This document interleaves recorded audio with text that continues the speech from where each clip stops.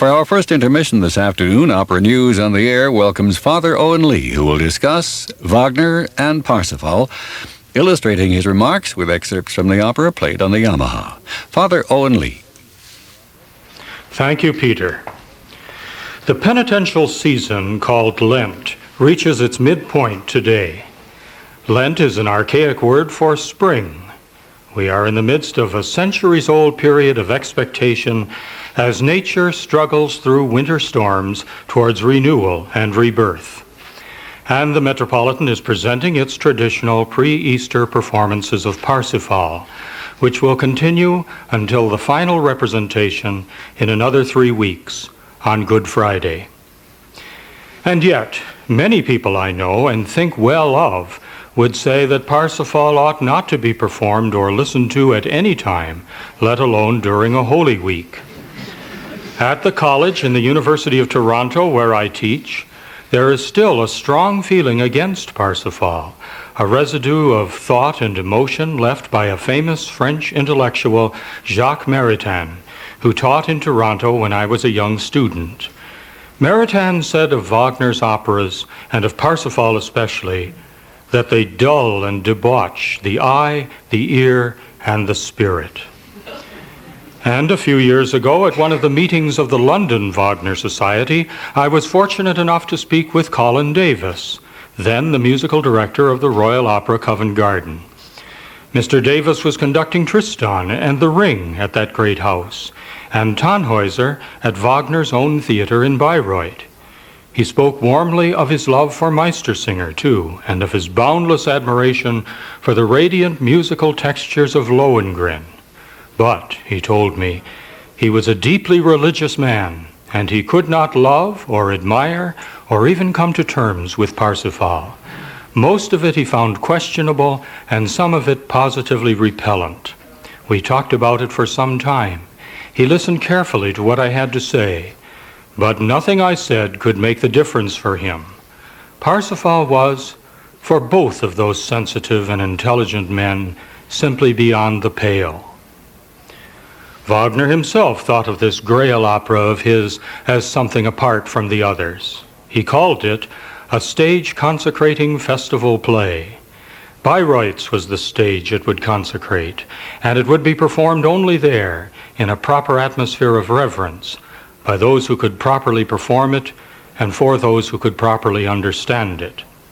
But after a century of proper performances at Bayreuth and elsewhere, is there anyone who really understands this last work of the master? The disciple who might most have understood, Friedrich Nietzsche, was outraged at the very idea of Wagner writing an opera replete with Christian sacramental symbols. For the young neo-pagan professor of classics, Wagner had, in Parsifal, forsaken his classic Greek ideals and had sunk at the foot of the cross in a decadent attempt to ingratiate himself with Europe's wealthy Christian rulers and bourgeoisie. But Nietzsche found, when he first read the Parsifal text, poetry of the highest order. And when he first heard the prelude, a wisdom and a perception that cut through the soul like a knife.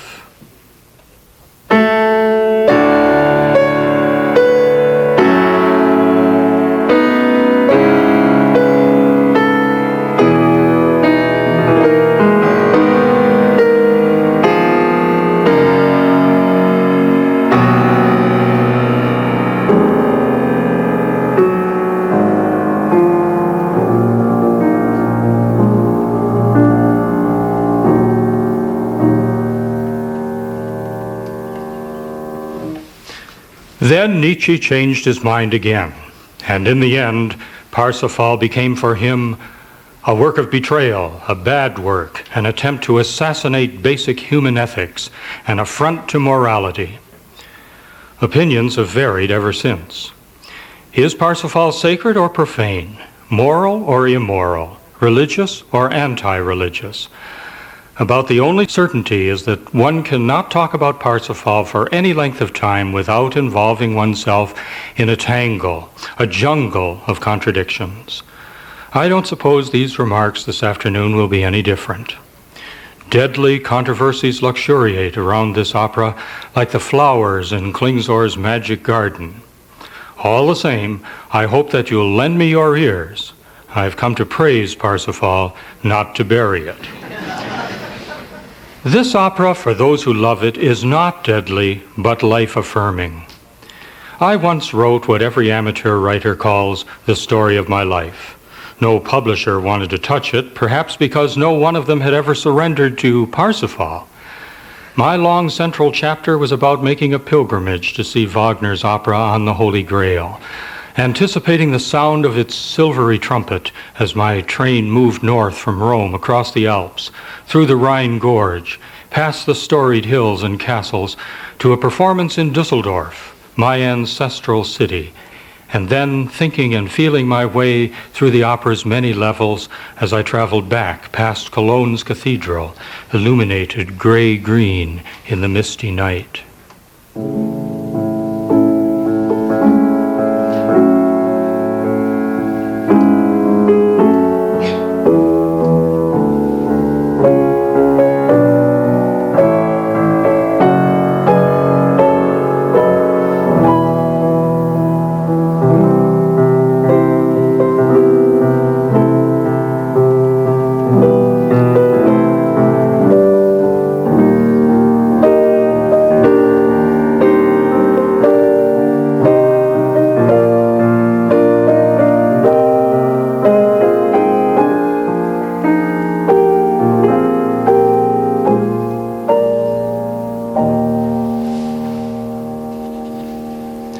I can remember Parsifal performances where I watched, as usual, from the least expensive seat up under the roof, hovering there with the unearthly feeling for long half hours of floating in an immense space, suffused with the sense of what Baudelaire felt listening to Wagner, the sense of being suspended in an ecstasy compounded of joy and insight.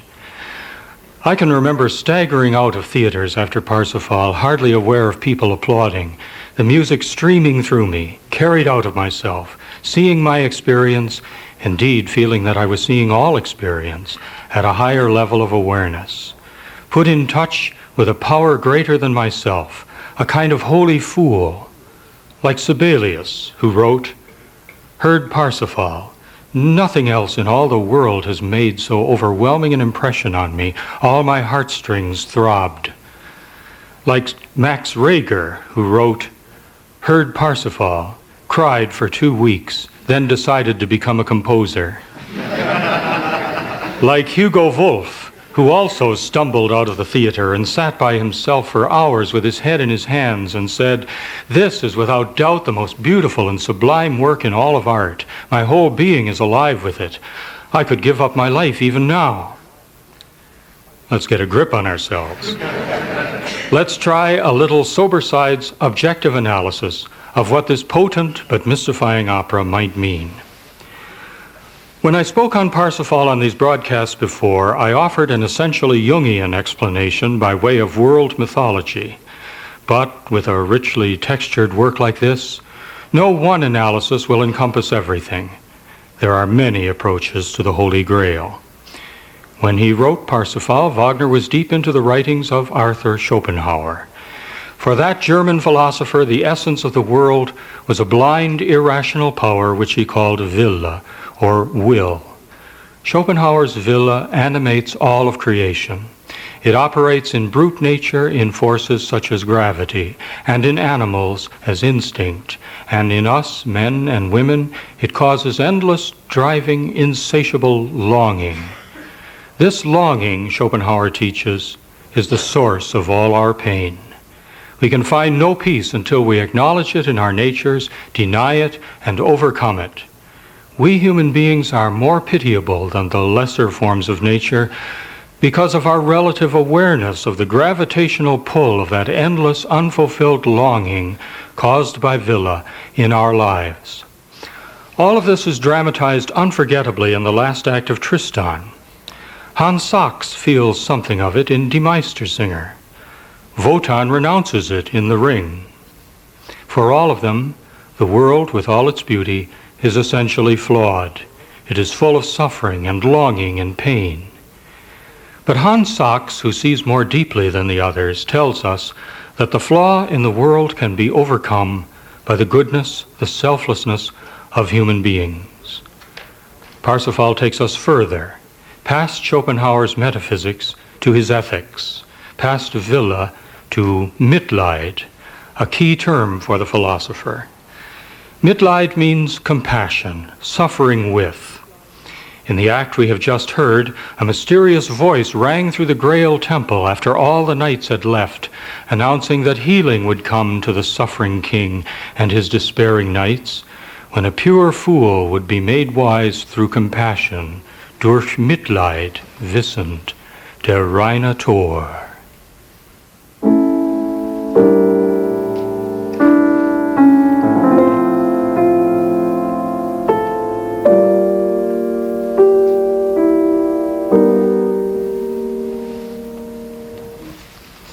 Der reine Tor, the pure fool. The initial step towards denying Wille, Schopenhauer says, is a kind of selfless spiritual purity. When a man is not driven by his own passion, he is able to feel the pain that others feel. He can even, through Mitleid, come to feel the sufferings of others in himself. Made wise through compassion, he finds himself in alleviating the sufferings of others. Clearly, Wagner has read something of this into his legendary materials. What he has made of Wille and Mitleid fits with the old Parsifal legends as they evolved in the Middle Ages in France and Germany and England. It fits with the Grail legends familiar to us from T.S. Eliot's prophetic poem about our own century, The Wasteland. It even fits with such popular entertainments as, nominated for Academy Awards this very week, The Fisher King. In that extravagant film, New York City is the wasteland, and the Robin Williams character is the pure fool, Parsifal, and the Jeff Bridges character is Amfortas, the wounded king, who, in the old sagas, fishes in the Grail lake, and in Wagner's opera, bathes in the lake to ease his sufferings. The Grail legends never die, and Wagner found in Schopenhauer a philosophical paradigm to bind them together and give them meaning. Wagner's absorption with Schopenhauer eventually led him, this comes as a surprise to many, to Buddhism. He was always interested in any doctrine of deliverance from suffering, and Buddhism is that doctrine par excellence. The first three truths of Buddhism are that all human existence is pain, that pain is caused by longing, and that the highest wisdom is found in renouncing that longing. That sounds like an outline of the three acts of Parsifal. The best explanation of Wagner's complex character Kundry lies not in any of the medieval Christian sources, but in the story of the Indian woman Savitri, whom Wagner once sketched as a possible subject for an opera. Savitri, like Kundry, experiences a series of reincarnations, but can never satisfy her longing until Buddha himself frees her of that longing. But most of all, it was the Buddhist teaching of compassion Wagner was drawn to. Compassion, he wrote, I think it is the source of my art. Wagner loved animals, and the sufferings of animals moved him very much. If there is any purpose in their sufferings, he said, it must be to awaken compassion in man, to show him that there is a fundamental flaw in the world, and to move him to overcome that flaw. A man who can feel the sufferings of others in himself has partly made the world, the flawed world, right. Think of the pierced swan, a symbol for a wounded world in Act 1. Its death is the beginning of Parsifal's awareness of suffering.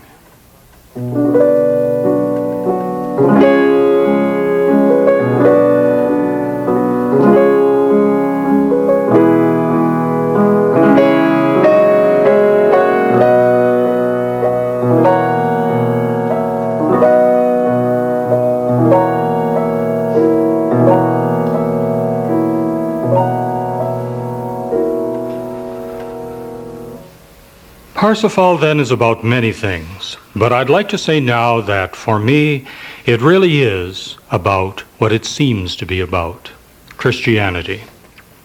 And like every one of Wagner's operas, it is also about Wagner himself. Wagner's attitude towards Christianity was, for most of his life, hostile, often aggressively hostile. Christianity was the antithesis of all that he saw through German Romantic eyes as natural and pagan and classic and Greek. On the other hand, Wagner admired the founder of Christianity. He thought, in his early dramatic sketch, Jesus of Nazareth, that he had discovered the real Jesus, a man of immense compassion. In his later years, Wagner found Christianity's symbols, especially its sacraments, resonant and beautiful. But the Christian churches had, he said, buried Jesus' true message under a mass of irrelevant dogma. The Christianity of his century needed, to use his word, redeeming. It is not for nothing that the last words of today's opera are redemption for the Redeemer. European Christianity had preserved the cup, but lost the spear of its founder. And from the cup, the voice of Jesus cries out to the guileless young hero to rescue the lost spear. Save me, rescue me.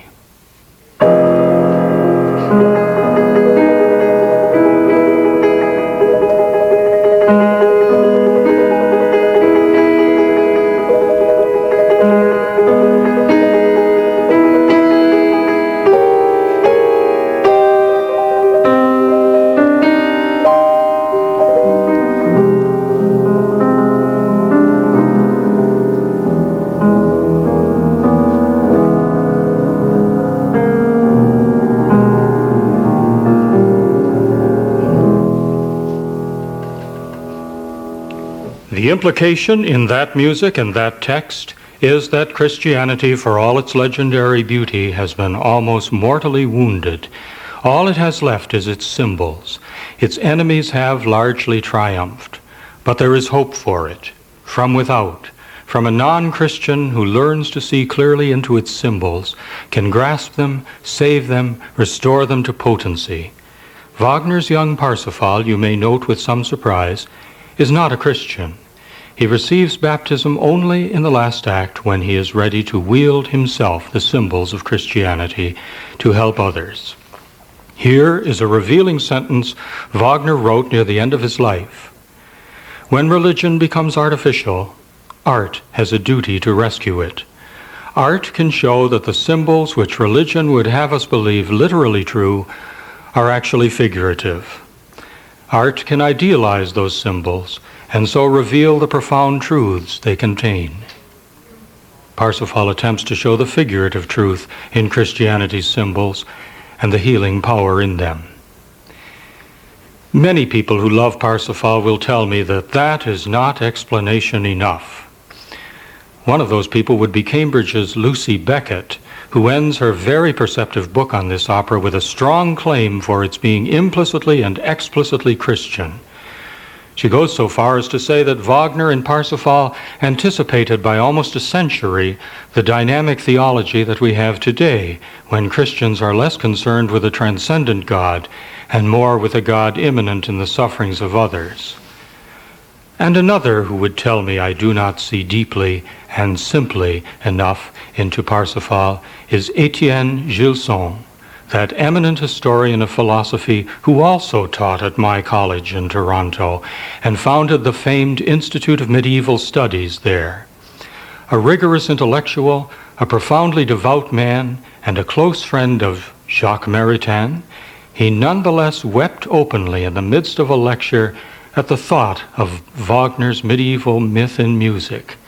Parsifal, he once told me quietly, is the greatest of operas. Nothing in art means more to me than its hero's purity, steadfastness, and sense of compassion for the sufferings of others.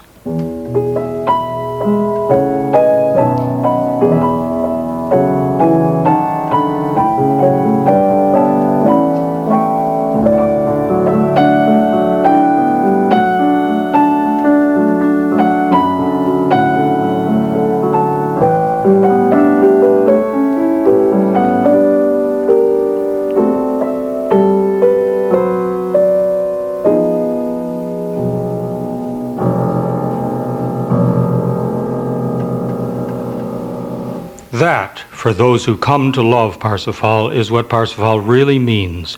Springtime repentance, renewal and rebirth, and compassion for the suffering in the world.